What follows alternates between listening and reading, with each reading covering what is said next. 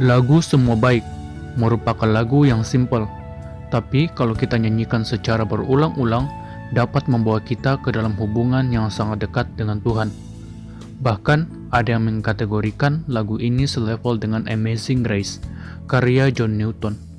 Di balik berbagai komentar tersebut, siapa yang menyangka kalau lagu ini kemudian menjadi warisan berharga dari sang pengarang, bukan hanya untuk istrinya, tetapi juga untuk gereja Tuhan.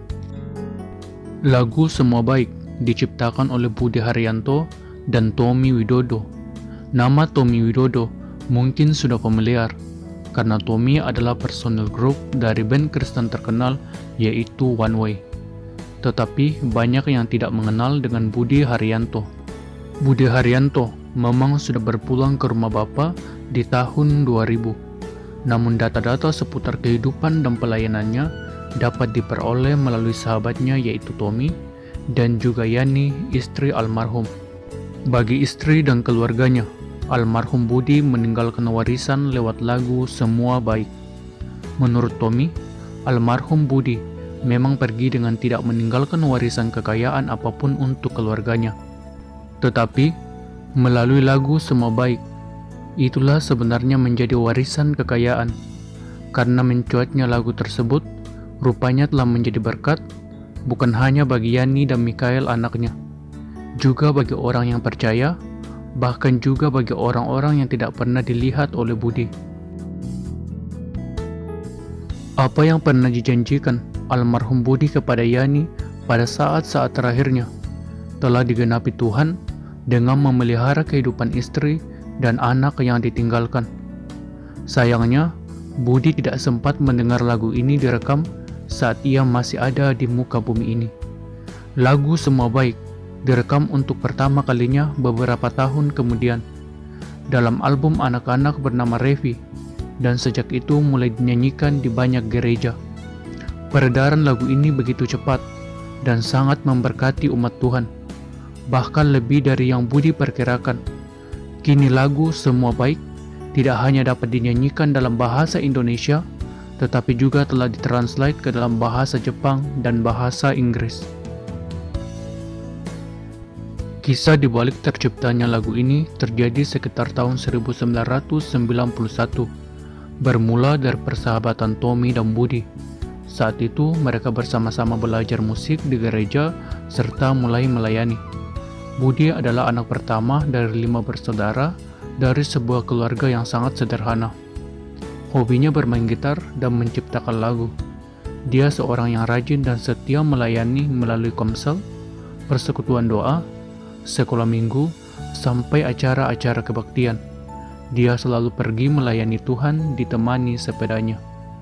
Suatu hari, Budi datang ke rumah Tommy dengan membawa sebagian chords refrain lagu Semua Baik dan meminta Tommy untuk membuat bagian verse atau bait.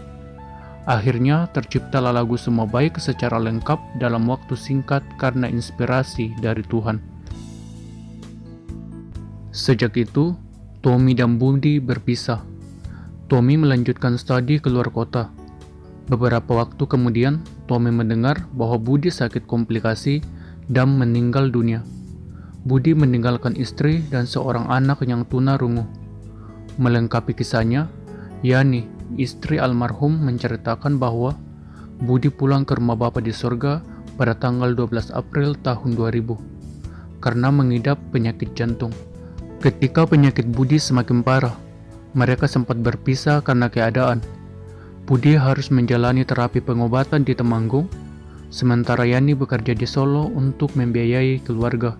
2 minggu sebelum meninggal, dalam pertemuan terakhir mereka, Budi tampak sangat kurus, hanya kulit membalut tulang. Disitulah detik-detik Budi menitip pesan kepada sang istri tercinta agar tetap melayani Tuhan dengan setia. Kalaupun saya dipanggil Tuhan, Tuhan akan pelihara hidup kamu dan Mikael. Sepenggal kalimat itulah yang dipegang oleh Yani. Dalam setiap langkah hidup kami, Tuhan Yesus selalu hadir memimpin kami hari lepas hari. Kami sadar kebaikan Tuhan tidak bisa dihitung. Kami sungguh bersyukur atas karya Tuhan yang membuat segalanya indah pada waktunya, ujar Yani. Mikael, buah hati dari pasangan almarhum Budi dan Yani, masih berumur 4 tahun ketika papanya dipanggil Tuhan. 6 tahun kemudian, tepatnya di tahun 2006, lagu Semua Baik sangat booming dan memberkati banyak umat Tuhan dari berbagai denominasi. Lagu ini juga menjadi berkat secara finansial dalam bentuk royalti bagi Yani, karena lagu ini banyak sekali direkam dalam berbagai album rohani. Kisah ini sekali lagi membuktikan kebaikan Tuhan yang sungguh luar biasa kepada anak-anaknya. Jalan dan caranya sulit terselami, namun demikian rancangannya selalu indah. Sebelum kita ada, bahkan sebelum dunia diciptakan, Dia sudah lebih dahulu memilih kita. Pilihannya semakin jelas ketika kita percaya Tuhan Yesus. Bahkan pemazmur bersaksi, "Sebelum aku lahir, Engkau telah melihat aku. Sebelum aku mulai bernafas, Engkau telah merencanakan setiap hari hidupku. Setiap hariku tercantum dalam kitab-Mu." Mazmur 139 ayat 16.